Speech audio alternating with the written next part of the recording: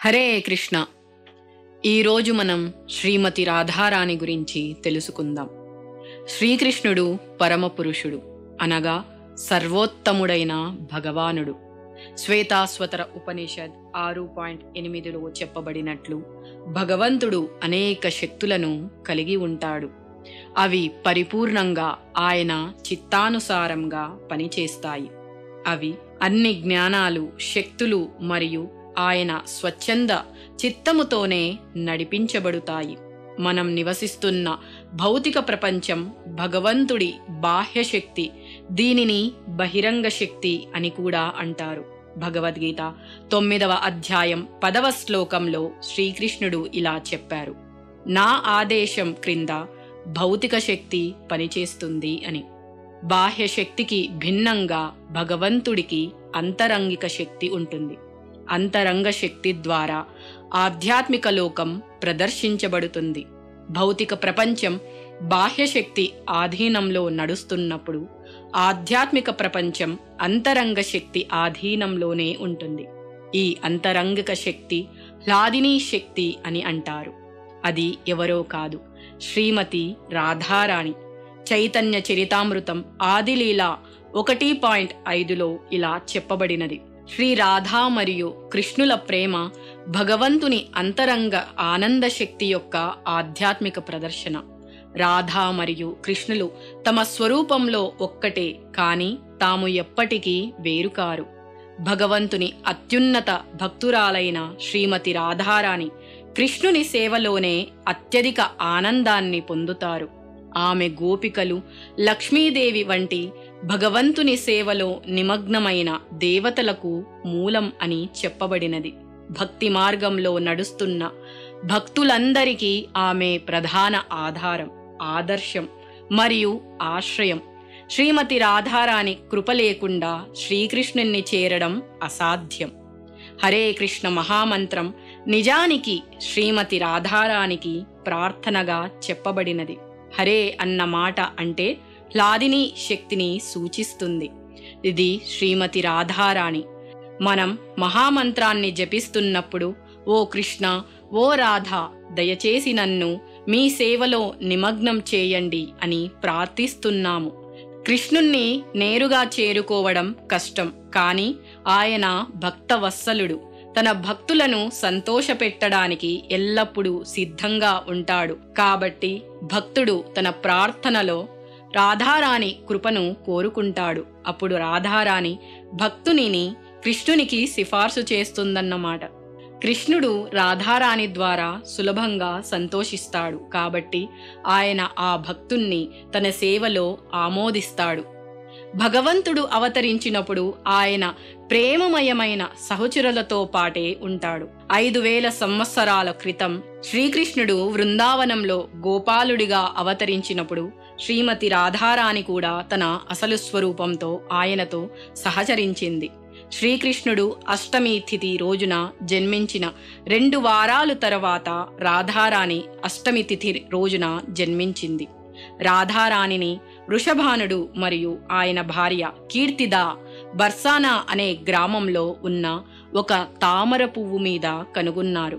శ్రీకృష్ణుడు రాధారాణి ముందు ప్రత్యక్షమైనప్పుడు ఆమె తొలిసారిగా తన కళ్ళు తెరిచిందని చెబుతారు. ఇక శ్రీమతి రాధారాణి యొక్క కృప ఎలాంటిదో చూద్దాము. శ్రీకృష్ణుడు మరియు రాధారాణి మధ్య సంబంధాలను భౌతిక స్థాయి నుండి అర్థం చేసుకోవడం అసాధ్యం. భక్తిలో ఉన్న అత్యున్నత సంబంధం మాధుర్య రసం అనగా ఆత్మీయత స్థాయిలో భక్తి ఉన్నగా పూర్తిగా ఆధ్యాత్మిక స్థాయిలో మాత్రమే అర్థమవుతుంది. ఈ స్థాయి భక్తి అత్యున్నత స్థాయిలో మాత్రమే అర్థమవుతుంది. ఇక్కడ భౌతిక కలుషితత్వం లేకుండా ఉంటుంది. అందుకే స్వరూప దామోదర గోస్వామి గారు ఇలా వ్రాసారు: రాధా మరియు కృష్ణుల ప్రేమలీలలు సామాన్యమైనవి కావు. అవి భౌతిక ప్రేమలు అనిపించినప్పటికీ మూర్ఖులు మరియు అవివేకులు కృష్ణుణ్ణి సామాన్య మనిషిగా తప్పుగా అర్థం చేసుకుంటారు. కృష్ణుని ఆధ్యాత్మిక స్వరూపం తెలియక ఆయన గోపికలతో చేసే రాసలీలను అనుకరించే ప్రయత్నం చేస్తారు. ఇది అత్యంత అపరాధంగా భావించబడుతుంది. ఈ భక్తి మార్గం ప్రారంభంలో ఉన్న భక్తులు ఇటువంటి అపరాధాలను తప్పక జాగ్రత్తగా నివారించాలి, తప్పకుండా జాగ్రత్త వహించాలి. వారు శ్రీమతి రాధారాణిని అత్యంత దయానిధి అయిన తల్లి అని భావించి ఆమె కృప కోసం, భక్తి కోసం మరియు శ్రీకృష్ణుని సేవలో అవకాశం కోసం ప్రార్థించాలి. శ్రీకృష్ణుడు 64 ఆధ్యాత్మిక లక్షణాలను కలిగి ఉన్నాడు. ఇక శ్రీమతి రాధారాణి 25 ఆధ్యాత్మిక లక్షణాలను కలిగి ఉన్నది. కానీ ఆమె ఈ లక్షణాల ద్వారా శ్రీకృష్ణుణ్ణి కూడా ఆకర్షించగలదు. కృష్ణుడు అన్నింటినీ ఆకర్షించే స్వరూపంని కలిగి ఉంటాడు. కానీ రాధారాణి కృష్ణుణ్ణి కూడా ఆకర్షించగలుగుతుంది. కృష్ణుడు వేదాహం సమతీతాని అని అన్నారు. నేను అన్ని విషయాలను తెలుసుకుంటాను అని అన్నారు. అయినా నేను రాధారాణిని అర్థం చేసుకోవాలనుకుంటున్నాను అని కూడా అన్నారు. అందుకే 500 సంవత్సరాల క్రితం కృష్ణుడు స్వయంగా శ్రీమతి రాధారాణి భావంలో ఆమె స్వర్ణవర్ణాన్ని స్వీకరించి తనే అత్యున్నత భక్తుడుగా శ్రీ చైతన్య మహాప్రభువుగా అవతరించారు. శ్రీమతి రాధారాణి మహాభాగవతులలో అత్యున్నతురాలు. ఆమెనే గొప్ప భక్తురాలు మాత్రమే కాక అత్యంత దయానురాలుగా కూడా భావిస్తారు. భౌతిక ప్రపంచంలో చిక్కుకుపోయిన జీవాత్మల బాధలను ఆమె భరించలేకపోతుంది. ఆరాధ్య అన్న పదం రాధా అనే పదం నుండి వచ్చినది. దీని అర్థం పూజించదగినది అని. అలాగే అపరాధ అనే పదం రాధాకి వ్యతిరేకంగా చేసేది అని అర్థం. మనం భక్తి సేవను చేసేటప్పుడు మనం రాధారాణిని సంతోషపరుస్తాము. కానీ కృష్ణుడు లేదా ఆయన భక్తులకు వ్యతిరేకంగా వైష్ణవ అపరాధం చేస్తే అది రాధారాణిని నొప్పించడమే అవుతుంది. శ్రీమతి రాధారాణి సమస్త భక్తుల సంరక్షకురాలు, మార్గదర్శకురాలు మరియు ఉపకారకురాలు. భక్తులు కృష్ణుణ్ణి గురించి విచారించడం ప్రారంభించినప్పుడు శ్రీమతి రాధారాణి చాలా సంతోషపడుతుంది మరియు వారి భక్తి పురోగతిని స్వయంగా పర్యవేక్షిస్తుంది.